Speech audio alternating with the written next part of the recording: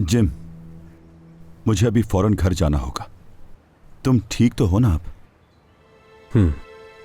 तुम जाओ। देखो, कुछ भी हो तो मुझे फौरन फोन करना, मुझे फिक्र है तुम्हारी। बहुत शुक्रिया। ठीक है, फिर मिलते हैं। अपना ख्याल रखना मेरे भाई।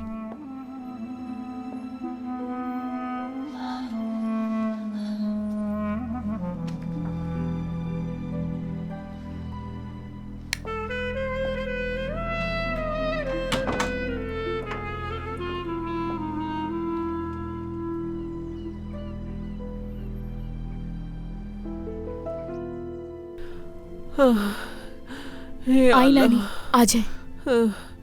आप ठीक तो हैं? कैसे ठीक हो सकती हूँ मैं बेटी? करीम तो जैसे पागल ही हो गया है।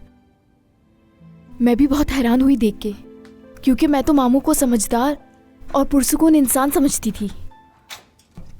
वो था ऐसा, बहुत ही समझदार नफीस इंसान, लेकिन उस नागिन ने पता नहीं क्या जादू कर दिया उसके ऊपर।